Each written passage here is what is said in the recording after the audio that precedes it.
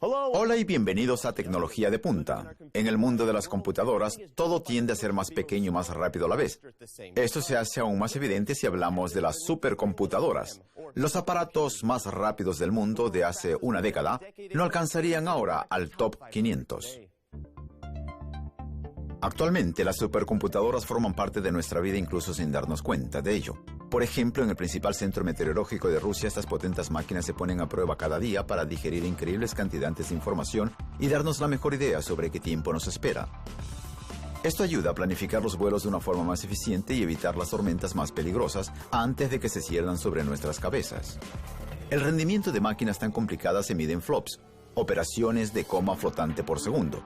El artefacto más reciente en la oficina Roshydromet es capaz de producir hasta 35 teraflops o 35 billones de cálculos por segundo.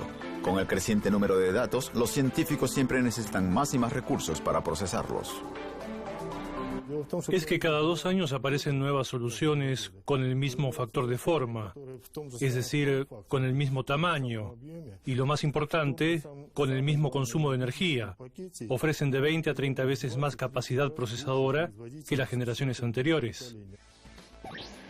Las computadoras tal como las conocemos aparecieron en 1941 con la Z3 de Konrad Zuse. Esta fue seguida por la ABC Computer, que usaba tubos al vacío para las operaciones. Sin embargo, las computadoras no tuvieron el prefijo super hasta 1965 y la CDC 6600. Es una definición resbaladiza, pero esta máquina capaz de realizar tareas 10 veces más rápidamente reunía muchas razones por ser llamada la primera supercomputadora. Mientras tanto, los ingenieros soviéticos daban sus últimos toques a la BESM-6, con un procesador de 48 bits, y una velocidad de 10 MHz, producía un megaflop por segundo. En 1974, Seymour Cray salió al escenario con la primera computadora que llevaba su nombre y desde entonces es considerado el padre de las supercomputadoras en Occidente. Pero volvamos a nuestros días. Solo varias decenas de países producen computadoras realmente superpotentes. Estados Unidos ha sido y en el futuro próximo podría seguir siendo el líder en esta esfera, reuniendo casi la mitad de nombres en los tops más recientes. No obstante, tras el duro periodo de los años de 1990, Rusia vive su resurgimiento en la última década. Aunque no saltó directamente a la cima, la dirección es bien clara: más máquinas en el top 500 y de mayor capacidad. En años recientes, un aparato ruso irrumpió entre las 20 principales. Desde 2009, la Universidad Estatal de Moscú es poseedora de la computadora más potente de Europa del Este. Diseñada y ensamblada por la empresa rusa T-Platforms, la supercomputadora Lomonosov produjo sensación en el mundo digital al arrebatar el 12º lugar de los artefactos más rápidos del planeta. Desde que fue instalado, su veloz procesador ha sido actualizado, siendo la mejor máquina en el país. En la lista más reciente, Lomonosov rozó 1,7 petaflops, lo que corresponde a 1,7 trillones de cálculos por segundo. Esta capacidad procesadora no es fácil de lograr.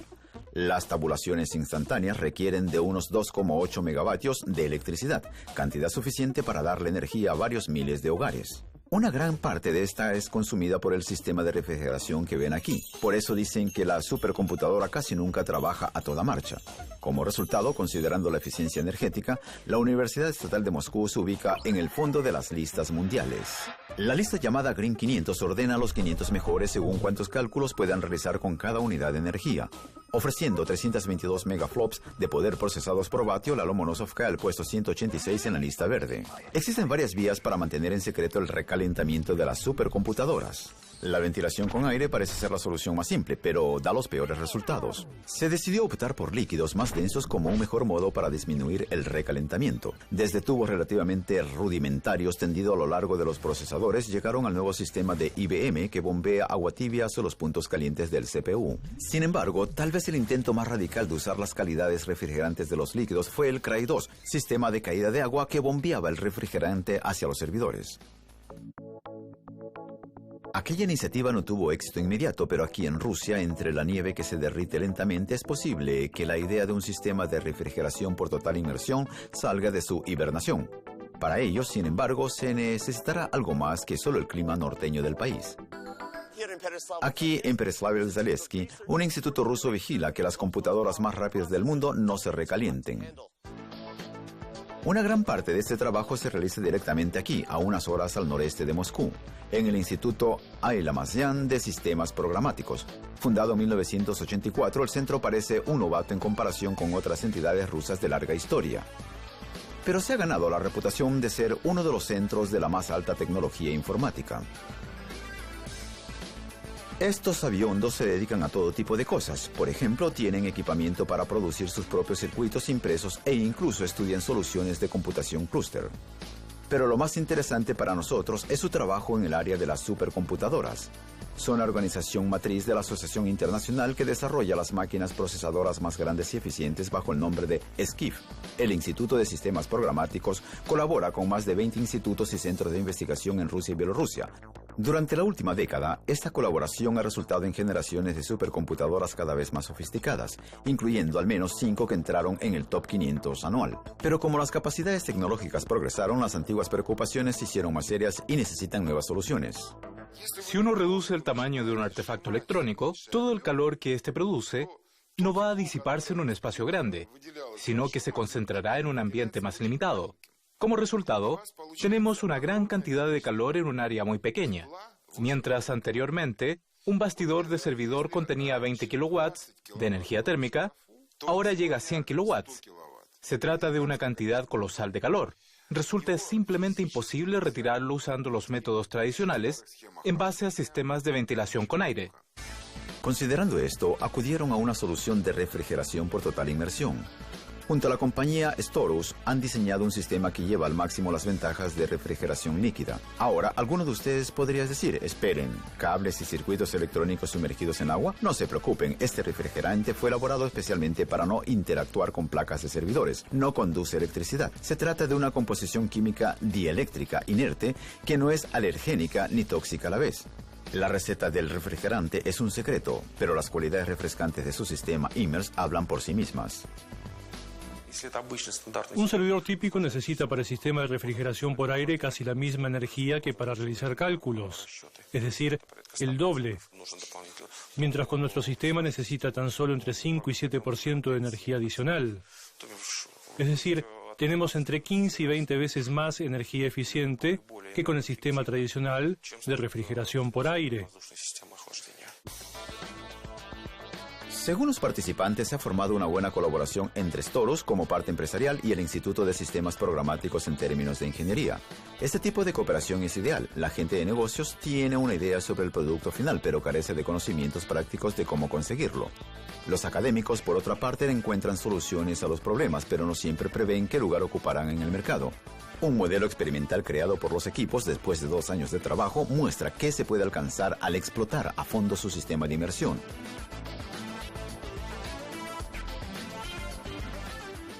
Dado lo importante que es la refrigeración de supercomputadoras, existe cierta competición por liderar esta área en Rusia. Los miembros del Centro de Supercomputadoras en la Academia de Ciencias de Rusia han optado por Fluidos, una solución más limitada pero no menos tecnológica. Fundado en 1996, el centro ha sido la base para un gran número de máquinas procesadoras superpotentes. Originalmente estaba planeado para albergar computadoras muy diferentes de un tamaño mucho mayor. Sin embargo, gracias a las incesantes innovaciones técnicas, las descomunales dimensiones de estas calculadoras fueron considerablemente reducidas, mientras su capacidad procesadora creció exponencialmente. El último ejemplo de esta tendencia es la MVS-10P de RSC Group, instalada el otoño último, justo para aparecer en el top global más reciente. Está equipado con modernísimos procesadores y coprocesadores de Intel, 2 en cada nódulo. La MVS-10P instalada aquí rinde más de 500 teraflops. Al consumir apenas 181 kilovatios en total, llegó a ser la número 30 en la lista de las supercomputadores de mayor eficiencia energética del mundo, produciendo cerca de 2.000 megaflops por vatio. La principal ventaja de los sistemas de refrigeración líquida es que son compactos y energéticamente eficientes. Pero, ¿cómo hacerlos cómodos en el mantenimiento? Esta es nuestra solución. Primero, desconectamos el sistema de refrigeración líquida mediante los enchufes de desconexión rápida. Luego, desconectamos el nódulo de la red y lo retiramos. Ya está. Luego puede hacer todo lo que necesite. Por ejemplo, cambiar los circuitos de memoria, arreglar la fuente de alimentación o el disco duro, y listo. Dentro de los bastidores de servidores están ocultas las placas que empujan el agua corriente hacia los puntos que generan calor en cada nódulo. La corriente retira el calor y lo conduce por el resto de las tuberías fuera hacia los aparatos de refrigeración. El diseño resulta amistoso con el medio ambiente y hace posible el uso más activo de las unidades procesadoras. El sistema de refrigeración líquida nos permite colocar los servidores muy cerca en el bastidor, elevando el rendimiento de la computadora a unos 180 teraflops por bastidor. Este es nuestro récord que nadie es capaz de repetir por el momento. Además, usando la tecnología de refrigeración líquida, somos capaces de quitar hasta 100 kilowatts de calor de cada bastidor. El trabajo de RCC Group es de interés internacional. Uno de los líderes de las supercomputadoras, Jack Dongarra, valoró altamente lo eficiente que pueden ser en el futuro los aparatos de 10 petaflops de rendimiento. Gracias a la tecnología que usamos, es decir, los componentes estandarizados y la placa refrigeradora, conseguimos que nuestro producto sea accesible y muy conveniente en términos del tiempo de entrega y precio. Además, usar las placas refrigeradoras en vez de una red de tuberías hace mucho más fácil ensamblar el aparato y aumenta su fiabilidad. Como hay menos puntos de conexión, hay menos defectos y problemas potenciales. Se puede decir que estas ruidosas y bastante voluminosas máquinas abren camino paso a paso a la nueva generación de supercomputadoras y sus sistemas de refrigeración súper eficientes. El funcionamiento más ordenado y la ausencia del volátil sistema de ventilación otorgan mucha ventaja respecto a los novatos, casi absolutamente silenciosos y más potentes. Pero cualquier computadora súper o no es prácticamente inútil sin memoria, mientras el principio de la ley de Moore funcionó aquí traduciéndose en el crecimiento gradual de las capacidades en los años pasados. Algunos de los avances más importantes aparecieron de un brinco. Como hace mucho tiempo los transistores reemplazaron a los tubos al vacío, mirando al mercado de computadoras actual podemos decir que el siguiente cambio está por llegar. El viejo orden de almacenamiento de datos fue sacudido con la caducidad de los discos duros. Surge de la idea de partes móviles internas. La memoria flash se está apoderando de una codiciada parte del mercado. Sus unidades ya están presentes en los teléfonos inteligentes y tabletas y penetraron en los portátiles ultrafinos. Pero incluso antes de que esta tecnología alcanzara su cenit, otra estrella potencial aparece en el horizonte. Los investigadores del Instituto de Física y Tecnología de Moscú realizan estudios sin precedentes en la llamada memoria resistencia o, más corto, MEMRISTOR. Situado justo al norte de la capital, este centro ha sido residencia para varios de los genios científicos más grandes del país. 8 de sus ex profesores son premio Nobel. Pero volvamos al tema de la MEMRISTOR, a la que algunos llamaron el santo grial de la electrónica. Combinan lo mejor de todo. Ahora estamos trabajando en un chip de memoria nuevo. Al contar con el alto rendimiento de la memoria de acceso aleatorio, este híbrido sería no volátil, como un disco duro convencional, pero mucho más rápido y menos caro que las unidades magnéticas. Por el momento, la memoria resistencia tiene la mayor oportunidad de ser el dispositivo de la generación siguiente.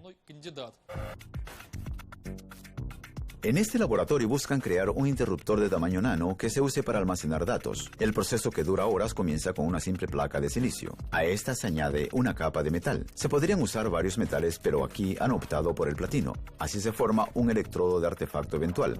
Por encima, prácticamente átomo por átomo, se añade una capa oxidada especial. Para ello, han elegido el óxido de hafnio, cubierto o mezclado con partículas de aluminio. De ahí se agrega otra capa metálica para las que usan el nitrato de titanio como la última capa.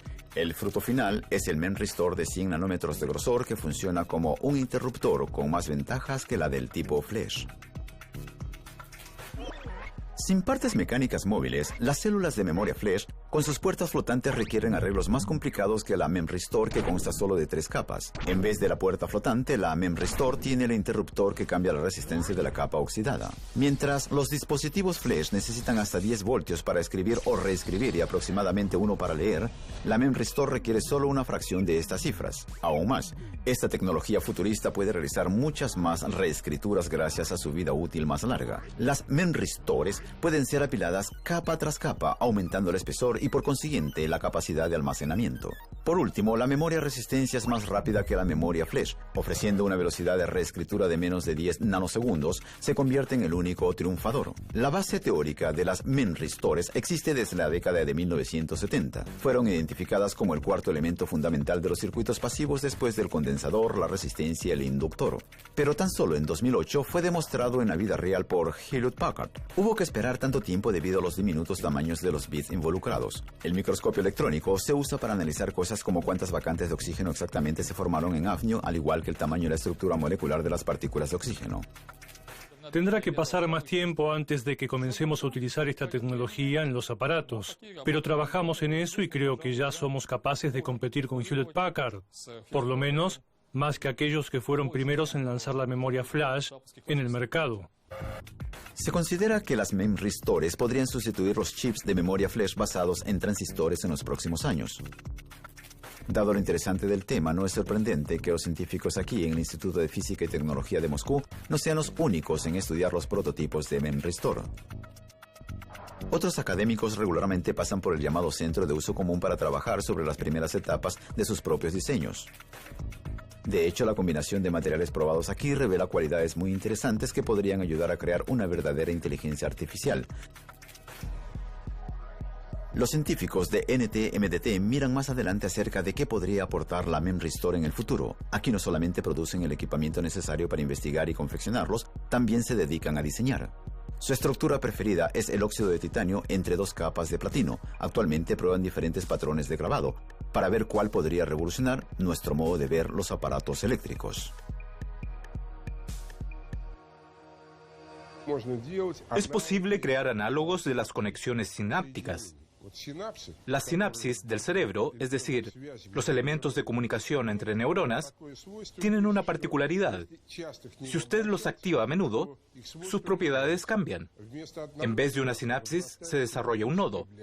Así que el antiguo dicho, la paciencia es la madre de la ciencia, resulta definitivamente correcto. Uno tiene que repetir algo varias veces para memorizarlo. La memristor es capaz de hacer lo mismo. Se desarrolla muy rápidamente. Usándola, podemos crear una base cognitiva capaz de pensar y aprender. Seguimos sin entender mucho sobre la memristor y sobre todo qué nos traerá en el futuro.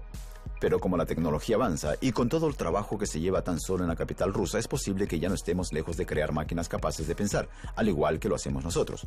Una idea realmente interesante.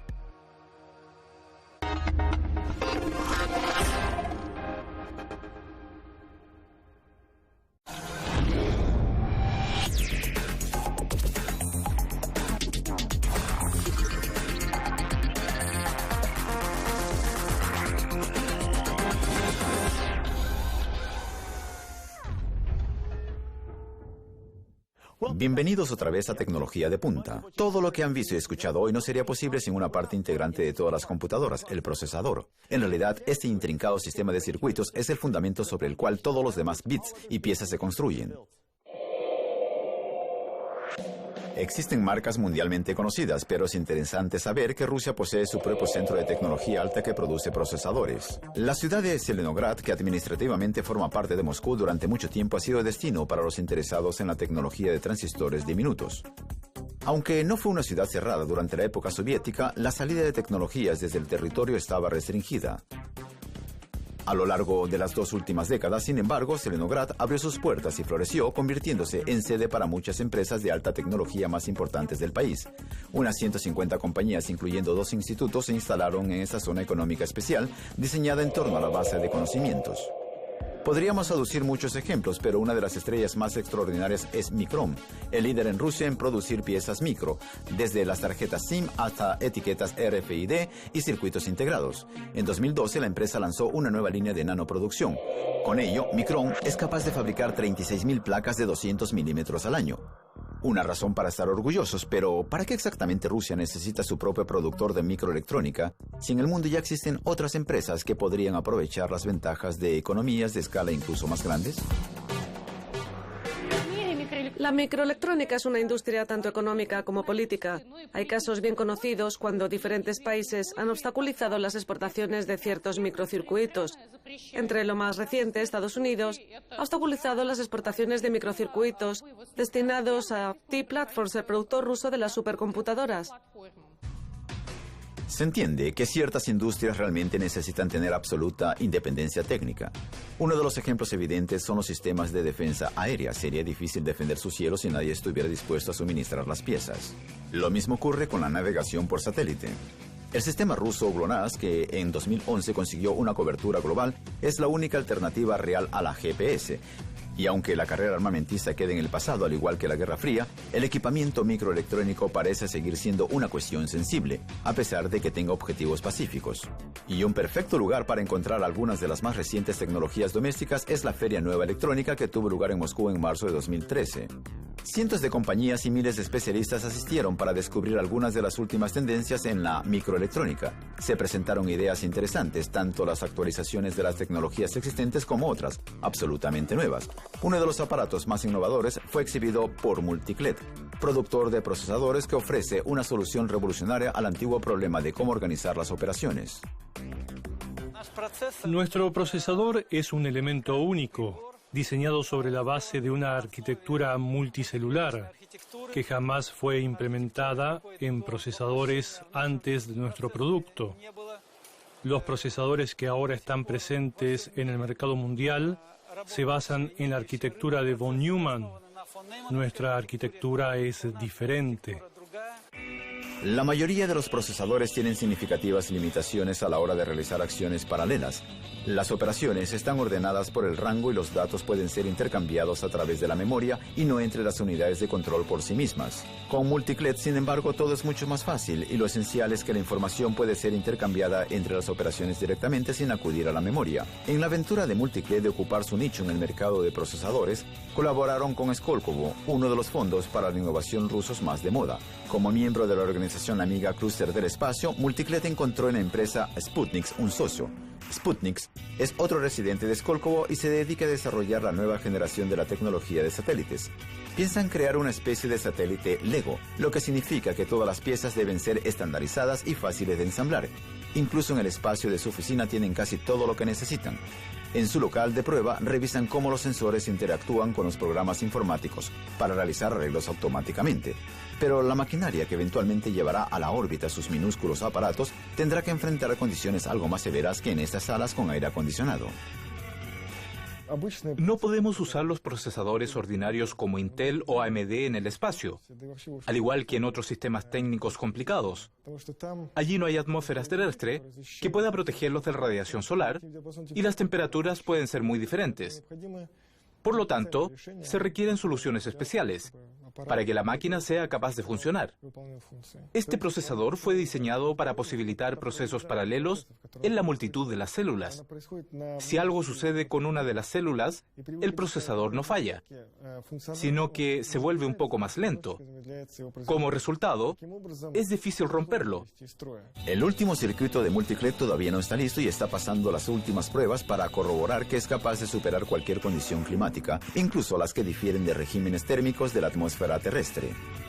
Con ayuda del artefacto de Multicled, Sputniks podría colocarse entre los líderes del sector, ya que las operaciones espaciales parecen dejar de ser monopolio de gigantescas organizaciones estatales. Para algunos usuarios, no obstante, la confianza importa más que el simple rendimiento. Para ellos, una marca de microelectrónica con medio siglo de historia ofrece un nuevo chip que elimina todo temor o duda sobre huecos en el sistema de seguridad.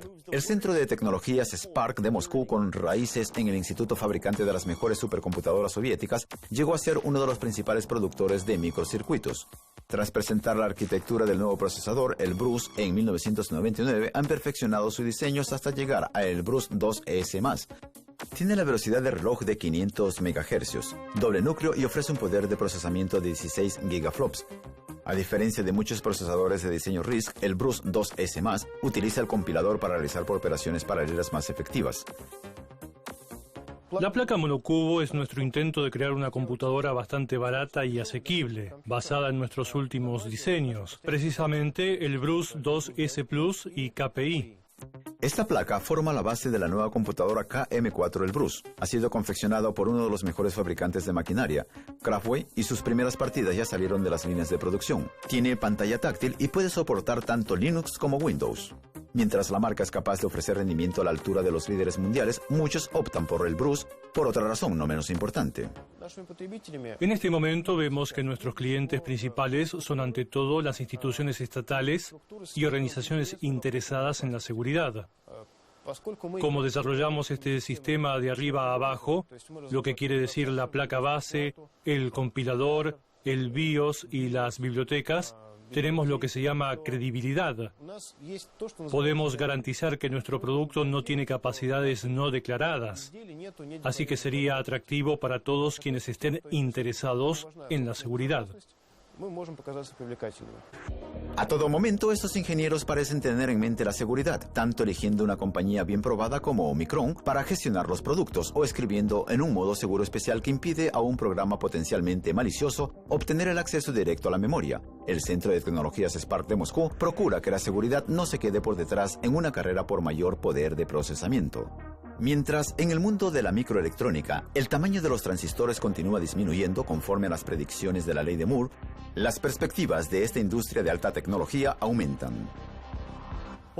Es todo en esta edición de Tecnología de Punta y para mi tiempo en sus pantallas. Les digo adiós por el momento, pero no se pierdan la siguiente edición y mientras tanto disfruten de la vida.